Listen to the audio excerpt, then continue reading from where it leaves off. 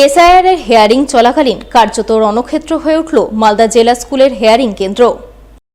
Hearing চলাকালীন হেয়ারিংয়ে অংশগ্রহণকারী দুই পক্ষের গন্ডগোল মারপিটের ঘটনায় সোমবার ব্যাপক উত্তেজনা ছড়ালো মালদা জেলা স্কুলে। পুলিশের সামনেই দুই পক্ষের লোকজনেরা একে অপরকে মারধর করে, যার জেরে ব্যাপক উত্তেজনা তৈরি হয়। মারপিটের ঘটনায় বেশ কয়েকজন অল্প বিস্তর আহত হন, কয়েকজন মহিলা অসুস্থ হয়ে পড়েন। যদিও পরে ইংরেজবাজার থানার বিশাল পুলিশ বাহিনী গিয়ে পরিস্থিতি নিয়ন্ত্রণে আনে বলে জানা গেছে। এখানে আমাদের যদুপুর ওয়ানের জোহরপুর বুথ 252 নম্বর বুথ, তার নোটিশের হেয়ারিং চলছে। এখানে সামান্য একটা গন্ডগোল হয়েছে তা না, এখানে প্রশাসন কোনো ব্যবস্থা নেই, লাইন মেনটেন নেই।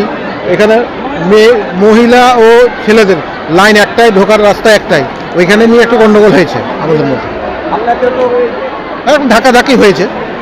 আমরা লাইনে দাঁড়িয়েছিলাম, ওরা হট্টগোল করেছে, আমাকে 10-12 জন মিলে ঘিরে ওখানে ঘিরে মেরে আমার জামাটা কি করেছে দেখেন। কেন মারলো, কেন, কি কারণটা? সেটাই তো আমি জানতে পারছি না কি কারণে মারলো আমাকে। আরো লোক বলছে যে আমি মোবাইল চুরি করে নিয়ে পালিয়েছি। আমার তো নিজের মোবাইল আছে, আমি কোথায় যে মোবাইল চুরি? কোথায় এসেছিলেন আজকে? হ্যাঁ, কোথায় এসেছিলেন? আজকে হিয়ারিং করতে এসেছিলাম। ওরাও এসেছিল? হ্যাঁ, ওরাও এসেছিল। দিয়ে তারা মারলো কেন আপনাকে? সে তো বুঝতে পারছি না কি কারণে মারলো আমাকে। এখানে কি পরিস্থিতিটা কেমন? এখানে পরিস্থিতি তো খুব, আমাকে মারার জন্য খুব, ওরা ছেলেটা লুকিয়ে গেল তো। এদিকে এই ঘটনার জন্য নির্বাচন কমিশনকে দায়ী করে নির্বাচন কমিশন সহ বিজেপিকে একহাত নেন জেলা তৃণমূলের মুখপাত্র আশিস কুন্ডু। তিনি অভিযোগ করে বলেন, এক জায়গায় হেয়ারিং না করে প্রতিটি পঞ্চায়েত ও পৌরসভা এলাকায় হেয়ারিং করলে সাধারণ মানুষের এই ধরনের হয়রানি ভোগান্তি হতো না। তাই এই ঘটনার জন্য বিজেপি এবং নির্বাচন কমিশন দায়ী। আগামী দিনে যার জবাব দেবেন সাধারণ মানুষ। আমরা তৃণমূল কংগ্রেসের তরফ থেকে বারবার করে অ্যাপিল করেছিলাম কেন্দ্রীয় নির্বাচন কমিশনের কাছে আমাদের দল বারংবার অ্যাপিল করেছিল এই হিয়ারিং সেন্টার বাড়ানোর জন্য। গোটা জেলার বিভিন্ন অঞ্চলে একটা করে যেন হিয়ারিং সেন্টার হয়, প্রত্যেকটা ওয়ার্ডে যেন একটা করে হিয়ারিং সেন্টার হয়। বাট কেন্দ্রীয় নির্বাচন কমিশন এখানে অ্যাপ্রুভ না করার কারণে আপনারা দেখলেন কী হারে লোক গন্ডগোল হচ্ছে, এখানে মানুষ র্যাম্পেন্ট না হয়ে যায়।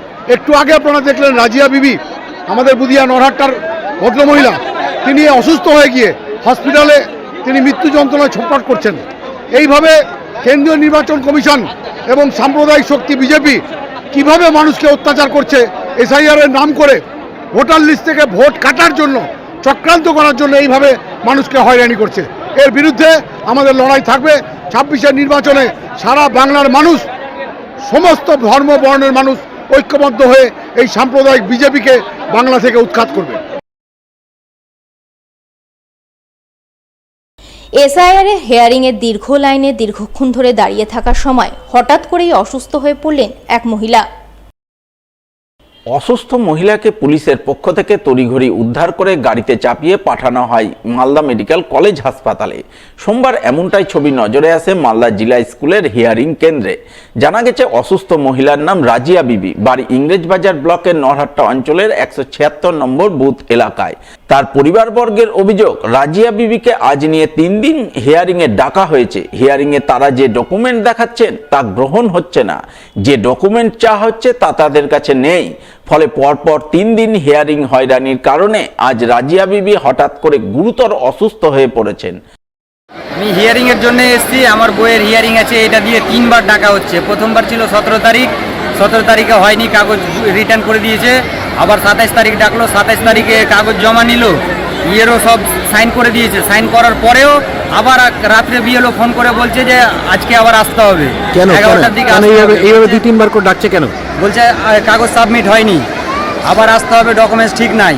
আমি তো সবই ডকুমেন্টস দিচ্ছি, যেগুলো আমাদের কাছে আছে ওগুলো নিচ্ছে না, আর যেগুলো ওরা চাইছে ওগুলো আমাদের কাছে নাই, তো কোথা থেকে এনে দেবো? কি চাচ্ছে আপনার কাছে? ও চাইছে আমার শ্বশুরের ভোটার এই আধার কার্ড। আমার শ্বশুর যখন মারা যায় তখন তো আধার কার্ড ছিলই না, হয়নি আধার কার্ড। আমি আধার কার্ডটা কোথা থেকে এনে দেবো? এবার আমার শাশুড়ির আধার কার্ড দিচ্ছি, ওটা চলবে না।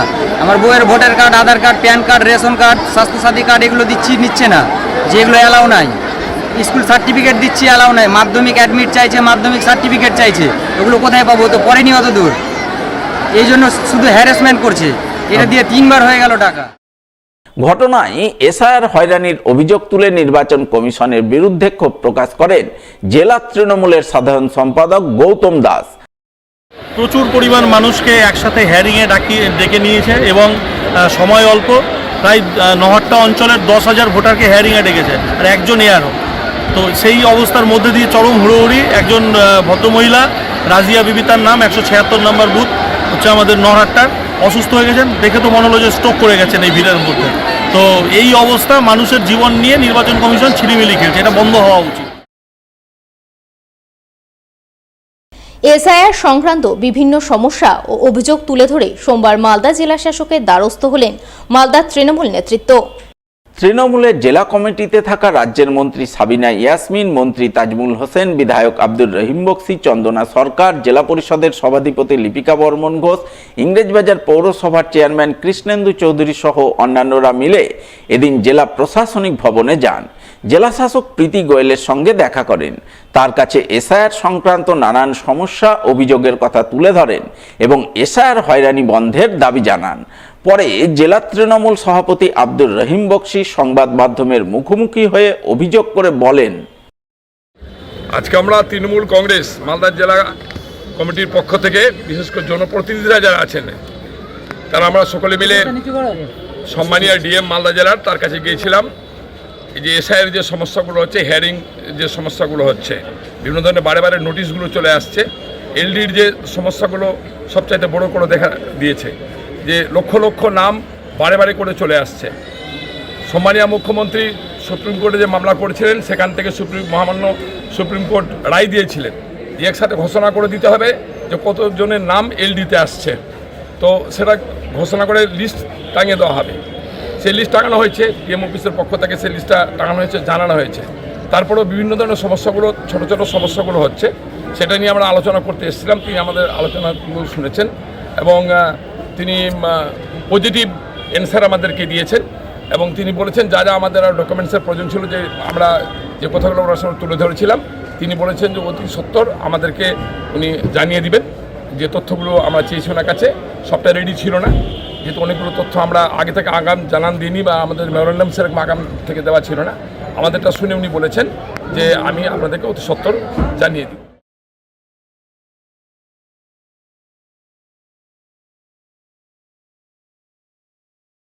এসআইআর নিয়ে অহেতুক সাধারণ মানুষকে হয়রানি করছে জেলা প্রশাসন। সোমবার জেলা প্রশাসনের বিরুদ্ধে কার্যত এমনটাই অভিযোগ তুলে সরব হলেন মালদা জেলা বিজেপি নেতৃত্ব।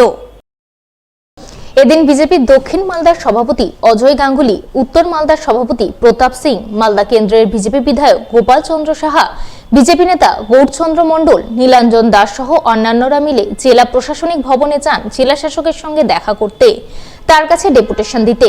কিন্তু সেখানে তারা জেলা শাসকের দেখা পাননি। পরিবর্তে সদর মহকুমা শাসকের কাছে ডেপুটেশন জমা দিতে বলা হয়, জানিয়ে ক্ষোভে ফেটে পড়েন বিজেপির দক্ষিণ মালদার সভাপতি অজয় গাঙ্গুলি।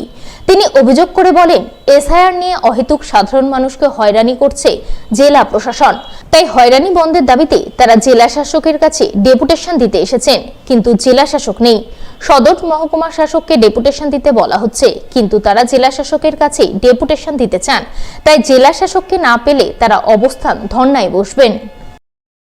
সম্পূর্ণটা মুখ্যমন্ত্রী মমতা ব্যানার্জির নির্দেশে সমস্ত জেলা শাসক, এসডিও, বিডিও সমস্ত জায়গাতে মানুষকে নানা রকমভাবে হয়রানি করছে, যেন মানুষ ইতি বিরক্ত হয়ে একটা নানা রকম ইনসিডেন্ট ঘটা এবং সেটা মালদা এবং গোটা পশ্চিমবঙ্গ জুড়ে তার প্রতিফলন হবে। আমরা সাধারণ মানুষের হয়ে আজকে জেলা শাসকের কাছে 5 দফা দাবি নিয়ে এসেছি। যে সমস্ত দাবি নিয়ে এসেছি সেগুলো সাধারণ মানুষের দাবি এবং ডিএম সাহেবকে আমরা কালকে রাত্রে ইমেল করেছিলাম। উনি তার কোনো রেসপন্স করেননি যে কে কে আসবে না আসবে, কাকে নিতে হবে, কিন্তু উনি রেসপন্স করেছেন আপনারা ডেপুটেশন দিতে আসেন, ওয়েলকাম। এখন আসার পর ডিএম সাহেব এসডিওর কাছে আমাদের ডেপুটেশন দিতে বলেছেন। আমরা মালিকদের সঙ্গে কথা বলতে চাই, ম্যানেজার ট্যানেজার যারা আছে এসডিও, এদের সঙ্গে আমরা কথা বলতে আসেনি। সাধারণ মানুষ এসআইআর নিয়ে তিতিবিরক্ত হচ্ছে, প্রশাসন পরিকল্পিতভাবে করছে মমতা ব্যানার্জির নির্দেশে। সেই জন্য আমরা এসছি জেলা শাসকের কাছে ডেপুটেশন দিতে।